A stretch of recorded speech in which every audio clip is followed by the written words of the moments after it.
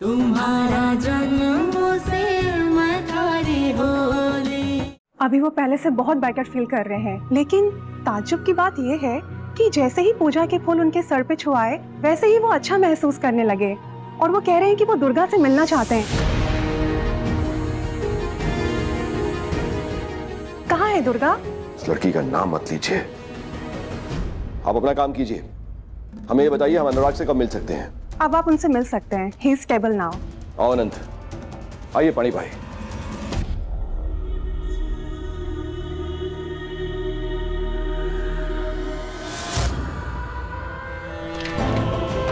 Durga, Durga. Nurse ने अभी बताया भाई बेटर हो रहे हैं, वो अभी बेटर है।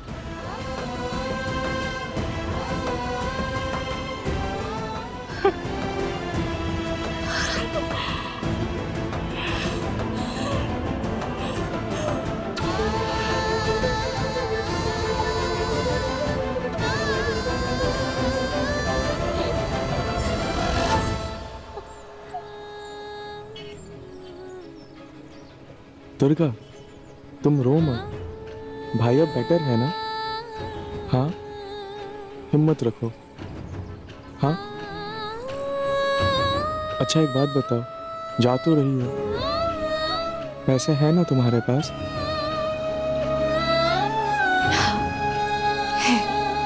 है। मैं तुम्हें स्टेशन तक छोड़ के आता हूँ, चलो। नहीं नहीं नहीं अनुभव भाई साहब, वो आपके लिए दिक्कत हो जाएगी। मैं चली जाऊंगी, आप चिंता मत कीजिए। आप कुंवर के पास रहिए। अच्छा एक बात बताओ, एक पूरी रात तुमने घर के बाहर बिताई और अब रात से पहले कोई ट्रेन भी नहीं है और घर पहुंचते पहुंचते सुबह हो जाएगी, है ना? तो अगर राजेश अचानक से आ गया तो? राजेश डरा हुआ है, इसलिए घर नहीं आया है। बड़े पापा के बेटी को गोली लगी है, ये बात किसी भी कीमत पर नहीं भूलेंगे, ये बात उसे अच्छे से पता है, इसलिए बड़े पापा से डरा हुआ है। पर अगर उसके बाद भी घर आ गया तो मैं मुकाबला करूंगी, मैं लड़ूंगी, और कोई ऑप्शन भी तो नहीं है ना मेरे पास। आप चिंता मत कीजिए, आप बस कोर्सा के बारे में सोचिए, उनसे कहिएगा कि बोलो, क्या कहना है बोलो, मैं बोल दूंगा, बोलो। उनसे कहिएगा कि मुझे भूल जाए, दुर्गा को भूल जाए।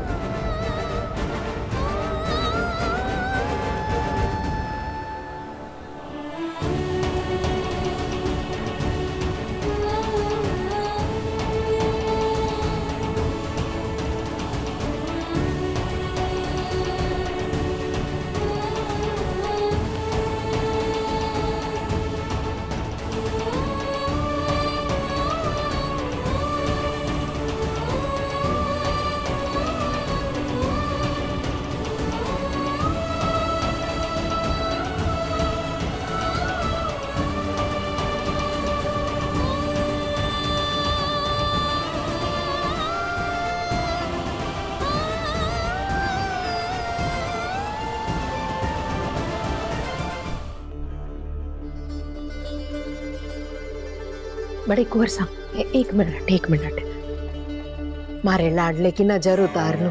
हाँ हाँ, आप जरा अट्ठे देखिए ना, अट्ठे को नहीं देखना, नजर उतार रही हूँ।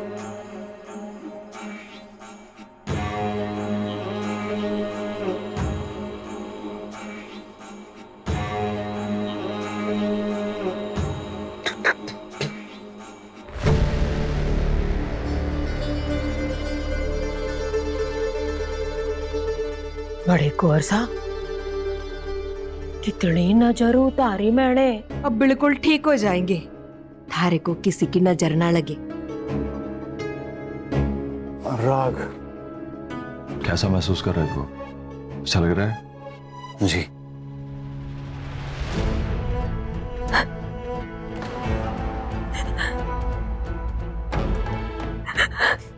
देखिए, रोइए मत, इन्हें स्ट्रेस होगा।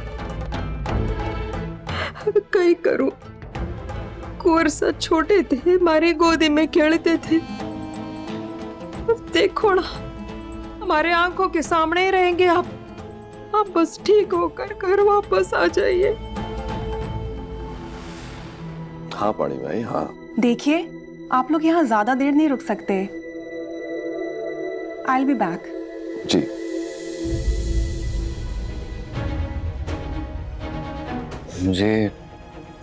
मुझे लगा दुर्गा आई थी यहाँ।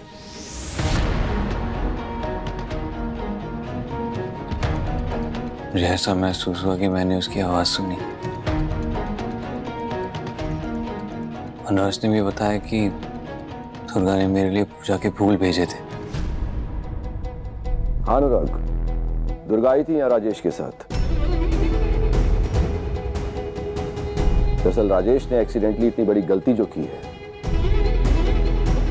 दुर्गा को लगा होगा कि उसके लिए मैं उसके पति को नुकसान पहुंचाऊंगा, इसलिए सीधा यहां चली आई राजेश के साथ। उसने सबके सामने कुछ नहीं कहा, उससे अलग से जाके बात की। वो समझती है कि राजेश ने इतनी बड़ी गलती की है तो उसकी सजा तो मैं उसे देकर रहूंगा। बस यही जानकर मेरे सामने फूट फूट कर रोने लगी और कहने लगी कि हमने कुंवर साहब को वहां नहीं बुलाया था, कुंवर साहब खुद ही वहां आए थे। कहती है कि अगर मेरा पति मुझे मारता है तो इसमें बाहर वाले को आने की जरूरत नहीं है, ये मेरा और मेरे पति का मामला है। इस बात से अनुराग को कोई फर्क नहीं पड़ना चाहिए। मेरे पति के हाथों जो गोली चल गई, उसका गोली चलाने का कोई इरादा नहीं था, वो तो पति पत्नी की हाथापाई में गलती से गोली चल गई। और अब डर के मारे राजेश घर नहीं आ रहा है। जब तक मैं माफ नहीं करूंगा तब तक वो किंगसर भी नहीं लौटेगा। बस अब यही सब बातें किए जा रही थी और रोई जा रही थी। अनुराग मैं क्या करता? मुझे लगा कि जब ये जानबूझकर नहीं हुआ है तो फिर। अनुराग बेटा, तुम किसी बात की टेंशन मत लो, मैं हूं ना। मैंने उस लड़की को पढ़ाया लिखाया, पाला पोसा बड़ा किया, शादी की, कन्यादान किया। मैं अपने हाथों से ही उसका घर थोड़ी उजाड़ सकता हूं। मैंने तो मन बना लिया था कि राजेश को सजा देकर रहूंगा। किंगसर के इतिहास में ऐसा शायद कभी पहले नहीं हुआ होगा। राजघराने के कुंवर साहब पे गोली चलाना कोई छोटी बात नहीं है। हाँ। दुर्गा के आंसुओं के आगे मैं पिघल गया अनुराग। मैं क्या करता? देखो, तुम किसी बात की टेंशन मत लो। डॉक्टर्स ने कहा है कि तुम खतरे से बाहर हो। तुम्हें सिर्फ आराम करना है, अपने ऊपर ध्यान देना है। बीच में थोड़ी कॉम्प्लिकेशंस बढ़ गई थी, बहुत खून बहा तुम्हारा, लेकिन अब घबराने की कोई बात नहीं है। सिर्फ 1-2 दिन में हम तुम्हें डिस्चार्ज करके घर ले चलेंगे। नर्स तो कहकर गई थी हमें कि हमारा यहां ज्यादा देर रुकना अलाउड नहीं है। तो तुम एक बात समझो, तुम्हें ऐसी कोई बात नहीं सोचनी जिससे तुम्हारा दर्द और बढ़े।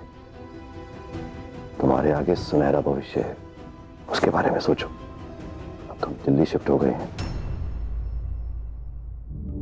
इसने तो अभी तक अपना नया घर तक नहीं देखा। तुम्हें पता है मैंने आर्किटेक्ट को स्पेशली बोल के तुम्हारे लिए साउथ फेसिंग कमरा रखा है। दिन भर रोशनी और हवा रहती है वहां पे, तुम्हें बहुत पसंद आएगा। कुंवर साहब, बड़े कुंवर साहब बिल्कुल ठीक कह रहे हैं। दिन रात थारे बारे में ही सोचते रहते हैं, कुछ ना कुछ करते रहते हैं थारे लिए। थारा कमरा जो है ना, मैंने इन हाथों से सजाए कुंवर साहब। अब आपको घड़ा पसंद आएगा।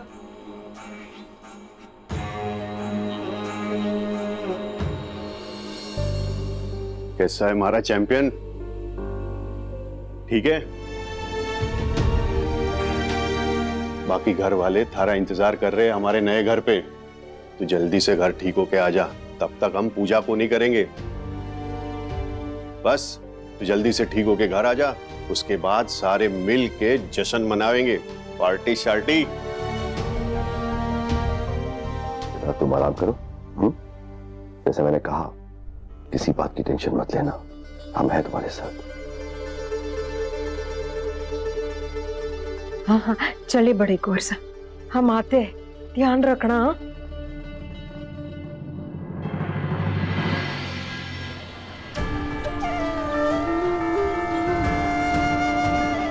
पता नहीं मीरा दीदी कैसी होंगी। बस अब जैसे ही मौका मिलेगा मैं मीरा दीदी को लेकर राजेश और उसके घर से बहुत दूर चली जाऊंगी।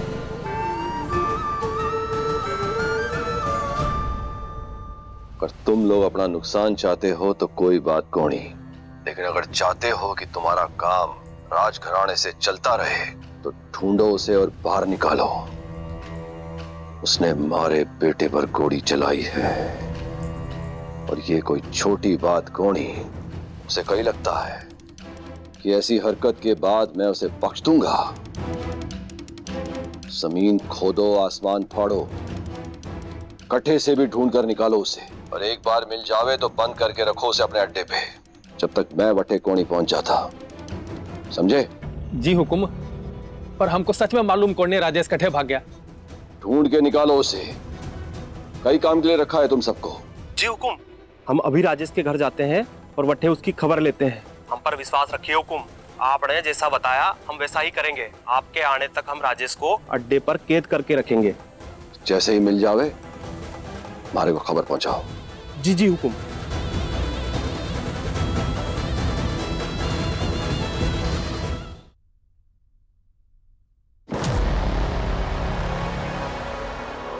लो आ गई महारानी।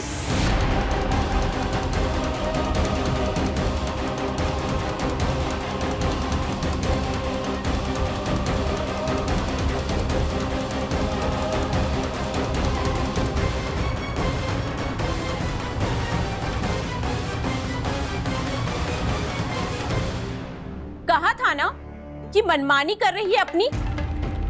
ये देखकर कि तुम किंगसर में नहीं हो, ना जाने किसके साथ रात बिता कर आई है। दुर्गा चली जाओ, दुर्गा तुम वापस क्यों लौट आई? जाओ यहाँ से। कहीं हुआ? आ गई वापस? कहीं हुआ बोल ना। अपने उस कुंवर सा को देखने के लिए गई थी ना।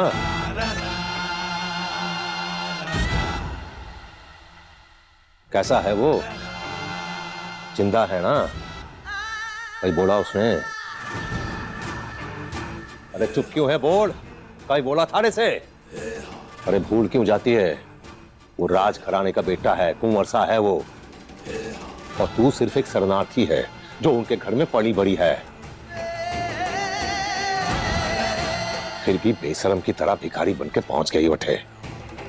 अरे थारी कोई इज्जत ना है उस घर में, और ना ही कभी थी। और हुकुम जो घने लंबे लंबे भाषण देते थे ना कि थारे को आगे पढ़ाएंगे, डॉक्टर बनाएंगे कबीले के लोगों की भलाई खातिर, सबके सामने थारे मिसाल बनाने की बातें करते थे, वो इसीलिए कि उनको किंगसर वालों का वोट चाहिए, बस और कुछ नहीं।